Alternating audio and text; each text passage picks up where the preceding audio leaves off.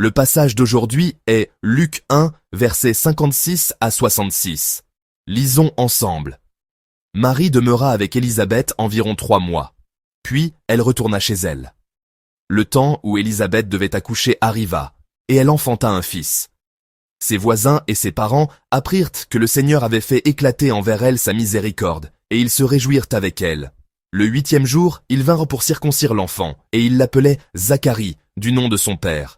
Mais sa mère prit la parole, et dit, « Non, il sera appelé Jean. » Ils lui dirent, « Il n'y a dans ta parenté personne qui soit appelé de ce nom. » Et ils firent des signes à son père pour savoir comment il voulait qu'on l'appelle. Zacharie demanda des tablettes, et il écrivit, « Jean est son nom. » Et tous furent dans l'étonnement. Au même instant, sa bouche s'ouvrit, sa langue se délia, et il parlait, bénissant Dieu. La crainte s'empara de tous les habitants d'alentour, et, dans toutes les montagnes de la Judée, on s'entretenait de toutes ces choses.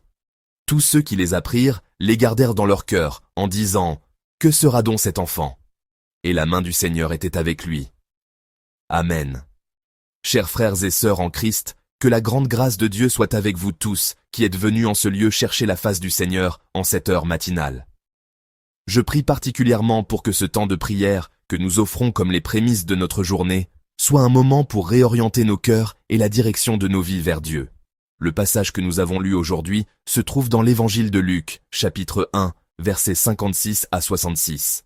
Le titre est « La naissance de Jean-Baptiste ». En réalité, nous n'avons pas souvent l'occasion de lire ce passage en détail, car il est suivi par le récit de la naissance de Jésus, l'événement le plus important de l'histoire biblique. Cependant, Luc ne traite pas la naissance de Jean-Baptiste à la légère, comme une simple annonce de sa venue. Au contraire, à travers cet événement, il nous montre l'œuvre de Dieu, qui était resté silencieux pendant longtemps.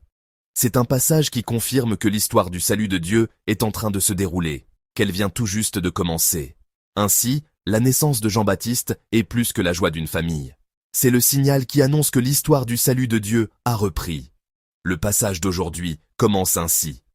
Au verset 57, il est dit « Le temps où Élisabeth devait accoucher arriva, et elle enfanta un fils. » Cette phrase peut sembler très sobre, mais elle est en fait chargée d'une signification immense. C'est particulièrement vrai pour l'expression « le temps arriva ». Cette expression ne signifie pas un simple déroulement fortuit des événements. C'est une expression qui nous fait savoir que le temps fixé par Dieu était enfin accompli, qu'il était enfin arrivé. En considérant l'âge et la situation d'Élisabeth, cette naissance n'est pas quelque chose qui peut être expliqué par les possibilités ou les calculs humains. C'est un passage qui montre que même si les attentes humaines étaient depuis longtemps éteintes, la promesse de Dieu, elle, n'était pas terminée et était en train de se réaliser, de se rapprocher de plus en plus. Ici, nous devons réfléchir à la manière dont Dieu agit. Dieu ne travaille pas à la vitesse que nous souhaitons, ni dans les délais que nous voulons. Parfois, il peut sembler qu'il arrive trop tard. Cependant, le passage d'aujourd'hui nous le dit clairement et sans ambiguïté.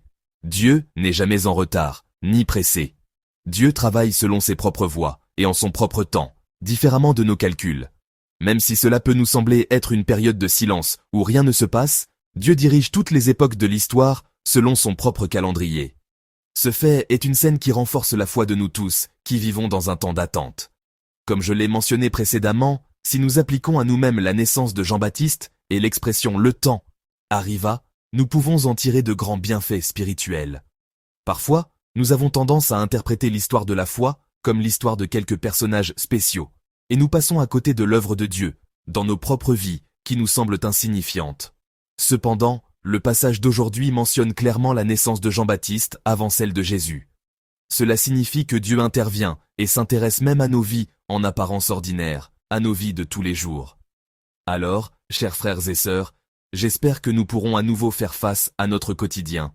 Que le Seigneur vous bénisse, vous et moi, afin que nous découvrions que dans chaque événement qui semble passer inaperçu, dans tout ce qui semble n'être qu'une note dans un journal, l'œuvre de Dieu est présente et que le temps de Dieu est en train de s'accomplir.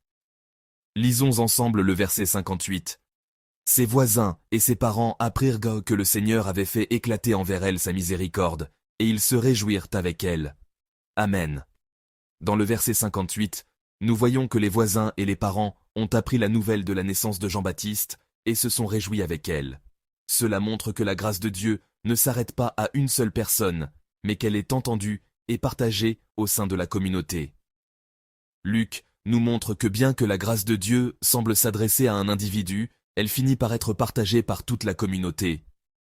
Si nous examinons l'ensemble de l'évangile de Luc, nous voyons constamment que le salut de Dieu commence toujours par un individu, mais s'étend ensuite à toute la communauté. Mes amis, la foi n'est jamais une affaire solitaire. C'est la raison pour laquelle nous nous rassemblons chaque matin pour adorer en ce lieu. Lorsque la communauté entend et se réjouit de ce que Dieu a fait pour une personne, cette grâce s'étend et devient encore plus évidente. C'est pourquoi nous devons chaque jour témoigner et louer la grâce que nous avons reçue. Non pas pour nous vanter de ce que nous sommes, mais pour témoigner de la grâce que Dieu m'a accordée, de la grâce que Dieu a accordée à notre groupe, de la grâce que Dieu a accordée à notre équipe de ministère, et de la grâce que Dieu a accordée à notre communauté. Puissions-nous tous être capables de le faire chaque jour. Lorsque nous témoignons ainsi, souvenons-nous que ce ne sera pas le son d'une trompette solitaire, mais que cela deviendra la joie de notre communauté, la joie de notre société et la joie de notre nation. Je vous bénis alors que vous avancez avec cette certitude. Le passage continue avec la scène du choix du nom de l'enfant. Les gens, suivant la coutume, veulent l'appeler Zacharie, du nom de son père. Dans la société de l'époque, c'était un choix tout à fait naturel. Cependant, Élisabeth dit clairement et sans ambiguïté, « Il sera appelé Jean ». Mes amis, le nom Jean signifie « l'Éternel est miséricordieux ». Ce nom ne vient pas du désir des parents ou de la tradition familiale. C'est un nom que Dieu avait déjà choisi. Donner un nom n'est pas simplement une question d'appellation. C'est un acte qui définit la direction et l'identité d'une vie. Autrement dit, le fait de lui donner le nom de Jean signifie qu'il est destiné à devenir un canal manifestant la grâce de Dieu. Les gens n'acceptent pas facilement cette décision et demandent à Zacharie, qui ne peut parler, ce qu'il en pense. En entendant cela, Zacharie écrit clairement sur une tablette « Jean est son nom ». Mes amis, cette courte phrase contient l'obéissance de la foi de Zacharie. Auparavant, Zacharie était un homme qui avait enduré une période de silence pour ne pas avoir pleinement cru à la parole de Dieu. Mais maintenant, il ne cherche plus d'excuses ni d'explications. Il a montré qu'il acceptait et obéissait simplement à la parole de Dieu. Et à cet instant même, sa bouche s'ouvrit. Le temps du silence prit fin et un temps de louange et de confession commença. À travers cela, Luc nous enseigne une vérité importante. La volonté de Dieu ne se suit pas après l'avoir pleinement comprise, mais elle devient de plus en plus claire et évidente dans l'obéissance. Ce n'est pas la compréhension qui engendre l'obéissance, mais c'est l'obéissance qui ouvre la porte à la compréhension. C'est ce que la figure de Zacharie nous enseigne. C'est l'ordre de la foi. Ainsi, lorsque la parole de Dieu nous parvient, ce que nous devons absolument retenir, ce n'est pas de lutter en disant « Seigneur, convainc-moi, fais-moi comprendre ». Le commencement de la foi, c'est de faire un pas en obéissance à la parole qui a été clairement proclamée. Alors, chers frères et sœurs, si vous entendez la parole de Dieu, ne luttez pas avec lui, mais faites d'abord un pas de foi. Avant de commettre l'erreur de lutter avec le Seigneur pour qu'il vous convainque, j'espère que vous ferez d'abord un pas, et que vous chercherez ensuite à nouveau la volonté du Seigneur. Que le Seigneur vous bénisse, vous et moi, afin que nous nous souvenions que c'est par ce pas d'obéissance que la volonté de Dieu deviendra claire et que la grâce de Dieu qui se déploie pour nous deviendra plus nette. Enfin, le passage nous dit que la crainte s'empara de tous ceux qui virent et entendirent ces choses. Il disait « Que sera donc cet enfant ?» Cette crainte n'est pas de la terreur. On peut la qualifier de révérence ressentie devant Dieu. Les gens ont pressenti que la vie de cet enfant ne serait pas ordinaire. Et Luc nous en donne clairement la raison. Et la main du Seigneur était avec lui.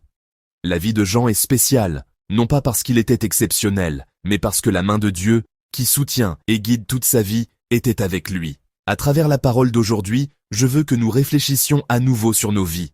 Ne vivez pas une vie d'auto-accusation et de découragement en pensant que votre situation est insuffisante ou que vos capacités sont limitées. Rappelez-vous impérativement que lorsque la grâce de Dieu est avec nous, notre vie devient plus spéciale et l'œuvre de Dieu se manifeste. Même si parfois la vie semble ne pas s'arranger ou ne pas se dérouler comme prévu, souvenez-vous que c'est précisément à ce moment-là, lorsque la grâce de Dieu intervient, que ce temps devient spécial, un temps qui manifeste l'histoire de Dieu. Alors, chers frères et sœurs, en menant votre vie aujourd'hui, souvenez-vous absolument de la parole de ce jour. Je vous bénis au nom du Seigneur pour que vous avanciez en vous souvenant que le temps est accompli selon la providence de Dieu, que c'est un temps pour entendre sa grâce et se réjouir ensemble, un temps d'obéissance par-dessus tout, et un temps où notre vie devient spéciale lorsque la grâce de Dieu est avec nous. Chers frères et sœurs, je conclus ce message. Ce que l'histoire de la naissance de Jean-Baptiste nous dit clairement aujourd'hui, c'est que Dieu est toujours vivant et qu'il continue d'agir en son propre temps. Même si nos vies semblent calmes et lentes, souvenez-vous que la main de Dieu est avec nous. En cette aube, que le Seigneur vous bénisse, vous et moi, afin que nous nous raccrochions à cette foi et que nous puissions vivre cette journée avec force dans le temps de Dieu.